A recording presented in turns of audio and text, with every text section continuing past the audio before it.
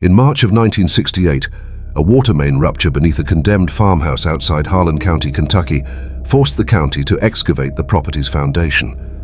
What they found wasn't just structural damage. Beneath the rotted floorboards of the back bedroom, wrapped in deteriorating canvas and stacked like firewood, were the remains of 7 infants. None had death certificates. None appeared in any birth records. And according to the coroner's preliminary examination, at least 4 showed skeletal deformities consistent with severe genetic anomalies, the kind that only occur when bloodlines fold back on themselves.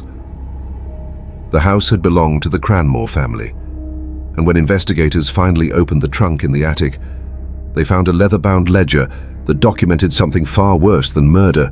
It documented a system. Before we begin, subscribe and drop a comment telling us where you're watching from. It helps us keep bringing these buried stories back into the light. The Cranmore ledger wasn't a diary. It was a record, methodical, clinical, and terrifyingly deliberate.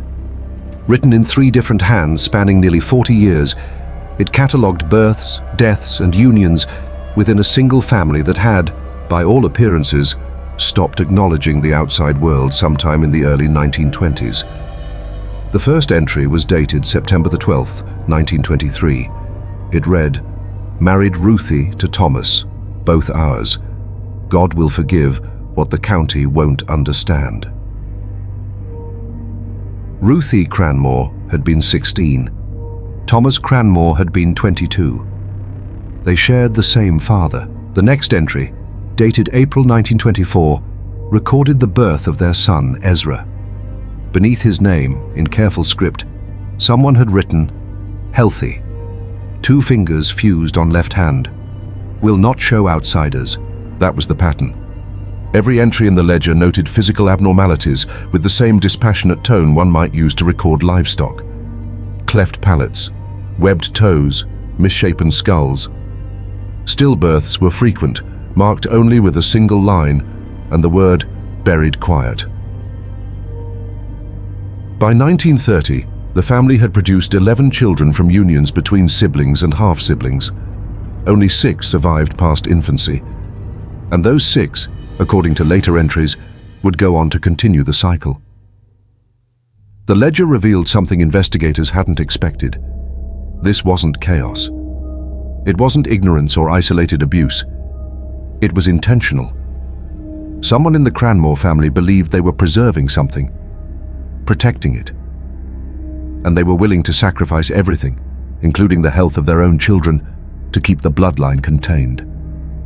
But the ledger didn't explain why. The Cranmore property sat 12 miles outside Harlan, tucked into a hollow where Poor Fork Creek split into shallow tributaries. It was the kind of place you'd drive past without noticing, set back from the road, hidden behind black walnut trees and overgrown honeysuckle. No neighbors within 2 miles. No electrical lines until 1959. No phone service ever. When county inspectors first surveyed the house in the spring of 1968, they assumed it had been abandoned for years. The roof had partially collapsed. The windows were boarded from the inside. The front porch sagged like a broken jaw. But the inspection report told a different story. The kitchen still contained jars of preserved vegetables dated 1966. The bedrooms held clothing, shoes, and personal effects that suggested occupancy into the mid-1960s. In the parlor, investigators found a television set, an RCA model from 1963, still plugged into a generator in the shed. Someone had been living there recently, and they had gone to great lengths to make the house look abandoned from the outside. The layout itself was strange. The house had been modified over the decades in ways that defied normal construction logic. Hallways ended in blank walls. Doorways had been bricked over and wallpapered to hide them. The attic access had been concealed behind a false cabinet in the kitchen. And the back bedroom, the one where the infant remains were found, had no windows at all, just 4 walls, a single door, and floorboards that had been pried up and replaced so many times the nails had left the wood pockmarked and splintered. One of the inspectors, a man named Carl DeLuca, later told a local reporter that the house felt deliberately confusing, like someone didn't want you to know how many rooms there really were. DeLuca's notes, filed with the county in April 1968, included a hand-drawn map of the property. In the margins, he'd written a single question: why would you need 3 root cellars? The answer came a week later, when investigators excavated the spaces beneath the house. The first root cellar contained nothing unusual: shelves of rotted preserves, a few gardening tools, the expected debris of rural life. The second cellar, accessible only through a narrow crawl space beneath the kitchen, held something different: a locked metal trunk filled with dozens of black and white photographs.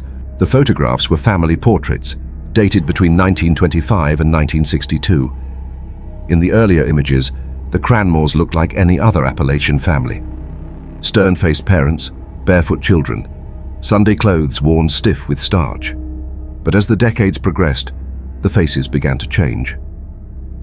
By the 1940s, many of the children in the photographs displayed visible deformities: pronounced foreheads, eyes set too wide or too close, ears that didn't match. One photograph, dated 1951, showed a young girl holding an infant whose head was grotesquely swollen, the fontanelle bulging beneath paper-thin skin. On the back of the photo, someone had written, "Loretta's second, lived 4 days." But it was the third cellar that made the excavation team stop digging. Concealed beneath a false floor in the smokehouse, nearly 8 feet underground, they found a stone-lined chamber. It was small, maybe 6 feet by 6 feet, and the air inside was so thick with decay that 2 workers vomited before they could retreat.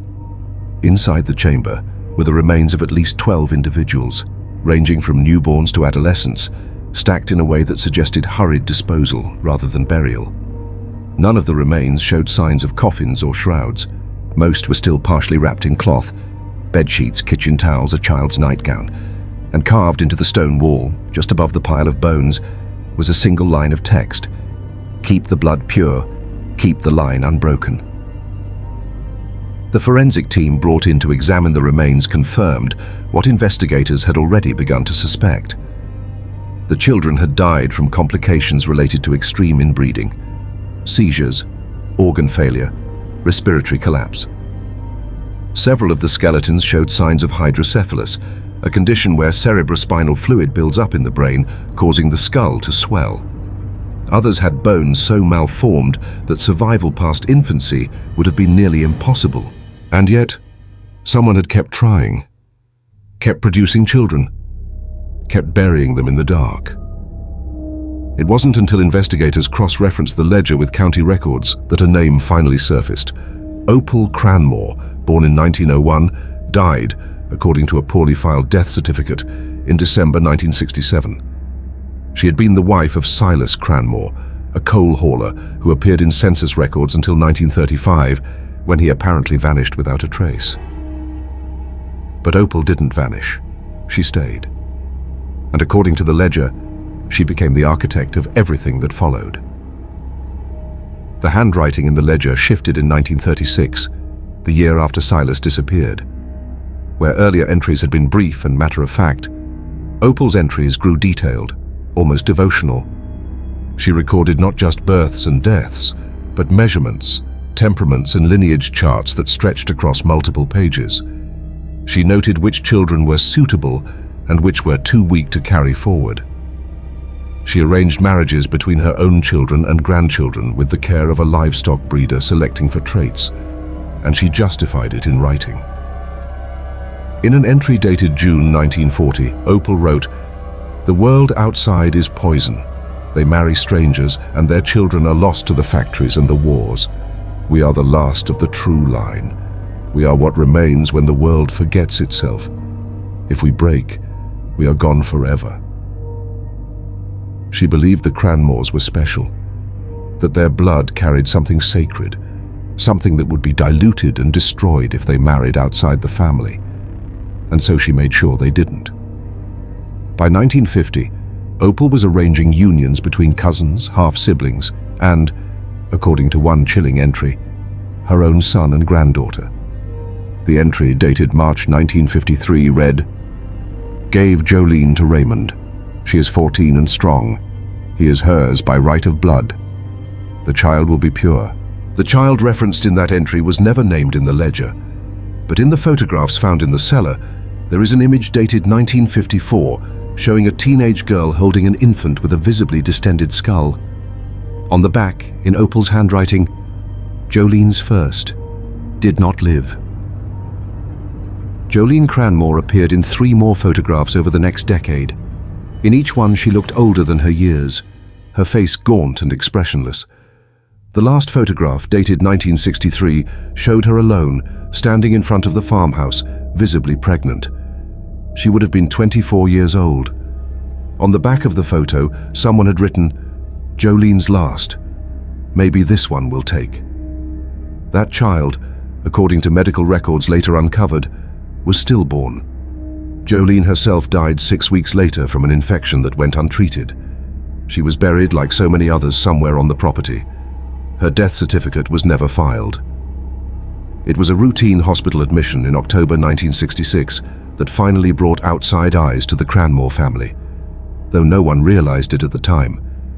A young woman, approximately 19 years old, arrived at Harlan County General Hospital in active labor. She gave her name as May Tolliver, and she had no identification, no medical history, and no family contact listed. The attending physician, Dr. Raymond Chetley, noted in his report that the patient appeared malnourished and emotionally unresponsive. She refused to answer questions about the pregnancy, the father, or her living situation. She gave birth to a stillborn boy approximately 2 hours after admission. The infant showed multiple congenital abnormalities, including a malformed spine and underdeveloped lungs. Dr. Chetley's notes flagged the case for social services, but by the time a caseworker arrived the next morning, May Tolliver had disappeared. She left no forwarding address, no signatures, no trail. It wasn't until 1969, after the excavation of the Cranmore property, that Dr. Chetley's records were re-examined. The physical description of May Tolliver matched that of a young woman named Marla Cranmore, who appeared in several of the family photographs. And the stillborn infant's abnormalities were consistent with the remains found beneath the farmhouse. But what made investigators revisit the case wasn't just the match. It was a notation in the hospital's intake file, written by a nurse named Iris Poole. Next to the line marked "Father of Child," Nurse Poole had added a handwritten note. Patient became distressed when asked, stated father was her blood, and refused further questioning. When pressed during a follow-up interview in 1970, Nurse Poole confirmed that Marla had said the father was her half-brother. She'd said it plainly, without shame or hesitation, as if it were simply a fact. Poole had assumed the girl was confused or traumatized. She hadn't reported it. Marla Cranmore never returned to the hospital. Her body was never found. But in the cellar photographs, there is one final image, dated 1967, showing a young woman standing in the doorway of the Cranmore house. She is thin, hollow-eyed, and staring directly at the camera. On the back, in Opal's handwriting, are 3 words: Marla, the last. The Cranmore case never went to trial. There was no one left to prosecute. Opal had died in December 1967, likely from natural causes, though her body was never autopsied. The rest of the family, but what little remained, had scattered or died off in the years leading up to the excavation. By the time authorities began searching for living Cranmores, they found only distant cousins who claimed they hadn't spoken to the Hollow folk in decades. The county buried the infant remains in unmarked graves at a public cemetery outside Harlan. The property was condemned, then quietly sold at auction in 1971. The new owners tore the house down within 6 months, but even then, locals refused to build there. The land sits empty today, overgrown and forgotten, though hunters still avoid it. They say the woods around Poor Fork Creek feel wrong, too quiet, like something is listening. The ledger and photographs were entered into evidence, but never publicly released. Most of the files remain sealed under Kentucky's public records laws, classified as sensitive family matters. The few journalists who tried to investigate the case in the 1970s were stonewalled by county officials who insisted there was nothing to be gained by dragging the story into the light. But the story didn't die. It just went underground. In 1983, a freelance writer named Tom Hargrove published a short article in a regional journal outlining what he'd managed to uncover about the Cranmores. The article was pulled after a single print run, reportedly due to threats from surviving family members who claimed defamation. Hargrove never wrote about the case again. When asked why, he told a colleague, "Some things are buried for a reason, and some families don't want you digging them up." Over the years, a few independent researchers have attempted to trace the origins of the Cranmore family's beliefs. What they've found raises more questions than it answers. The Cranmores arrived in Kentucky sometime in the 1870s, part of a wave of settlers moving into the eastern coalfields. According to fragmentary census records, the family patriarch, a man named Ezekiel Cranmore, claimed to have come from the Virginia backcountry, though no birth records for him exist. He married a woman named Parthena, whose maiden name was never recorded, and together they had 9 children. But here's where it gets strange. Ezekiel's children almost never appear in county records. No school attendance, no marriages filed with the county clerk, no land deeds in their names. It's as if, after settling in Harlan County, the family simply vanished from public life. Some researchers believe the Cranmores were part of a now extinct Appalachian sect, one of dozens of isolated religious communities that emerged in the 19th century, blending frontier Protestantism with older, stranger traditions. These groups often practiced endogamy, believing that marriage outside the community would corrupt their spiritual purity. Others think the family's isolation was less about religion and more about something darker, a delusion of aristocracy, a belief that their bloodline was inherently superior and needed to be preserved at any cost. This theory is supported by the ledger's language, which frequently refers to the family as the last remnants and the pure line. But there's a third theory, one that's harder to prove but impossible to ignore. In the attic trunk, alongside the ledger and photographs, investigators found a small leather-bound book, written in a language no one could immediately identify. It wasn't English, and it wasn't any recognized European language. The handwriting was archaic, almost ritualistic. Attempts to translate it in the 1970s went nowhere, and the book was eventually filed away in a state archive and forgotten. In 2003, a linguist named Dr. Paul Emmett stumbled across the book while researching Appalachian folk traditions. He spent 2 years trying to decode it, and what he found, according to an unpublished paper he circulated among colleagues, was a set of instructions: rituals for keeping the blood strong, prayers for binding the line, and a repeated phrase that appeared at the end of each passage: "What is born of us remains with us. What is ours cannot be given away." Dr. Emmett's paper was never formally published. He died in 2006, and his research materials were lost. But copies of his translation occasionally circulate online, and those who've read it say the same thing. The Cranmores weren't just practicing inbreeding. They believed they were performing a kind of magic. There is one last piece of the story, one that doesn't appear in any official record, but persists in local memory like a half-forgotten nightmare. In the summer of 1969, about a year after the excavation, a woman showed up at the Harlan County Courthouse asking to see the Cranmore files. She didn't give her name, but the clerk who spoke to her later described her as young, maybe early 20s, pale as milk, with eyes that didn't blink enough. The woman claimed she was family. She said she'd been sent away as a child and had only recently learned what had happened to the others. She wanted to know where they were buried. She wanted to see the photographs. The clerk, following protocol, refused. The files were sealed. The woman didn't argue. She just stood there for a long moment, staring at the clerk, and then said something that stuck with him for the rest of his life. You think it ended with them, but blood doesn't end. It just waits. Then she walked out. No one saw her leave the building. No one saw her on the street. She simply vanished, as if she'd never been there at all. The clerk, a man named Howard Stills, mentioned the encounter to a few co-workers, but never filed a formal report. When asked about it years later, he would only say, "I don't know if she was real or if I imagined her, but I know I felt cold the whole rest of that day, like something had walked over my grave." There are no photographs of this woman, no name, no proof she ever existed. But in the decades since, there have been occasional reports, unverified, anecdotal, of a woman matching her description appearing in Harlan County, always near the old Cranmore property, always asking the same questions.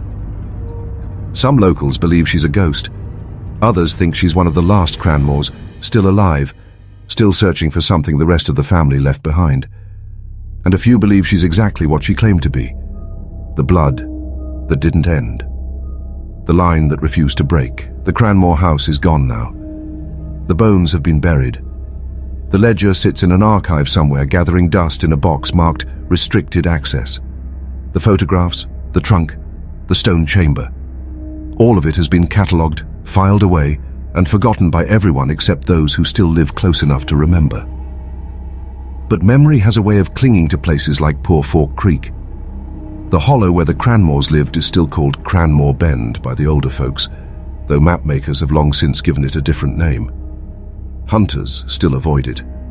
Children are told not to wander too far into those woods, and on certain nights, when the fog rolls in thick and the trees go silent, people say you can still smell it. That faint, sour scent of rot and old earth, the smell of things buried too shallow. The county refuses to discuss the case. The state archives won't release the files, and the few journalists who tried to investigate in the decades since have all come away with the same feeling, that there's something about the Cranmore story that doesn't want to be told, something that resists examination, something that even now feels unfinished. Because the truth is, no one knows how many Cranmores are still out there, how many descendants carry that blood, diluted perhaps, but not erased. How many might still believe, somewhere deep down, that they are the last remnants of something pure, something that must be preserved. And in the back of the county archives, in a box no one has opened in 40 years, there is a photograph. It was never catalogued, never filed. It was found in 1970, slipped between the pages of the ledger, as if someone had placed it there after the excavation. The photograph shows a young girl, maybe 10 years old, standing alone in front of a barn. She is barefoot, wearing a plain dress and staring directly at the camera. Her eyes are too wide, her face is too pale, and on the back, in handwriting that matches none of the other entries, someone has written a single line: "We are still here."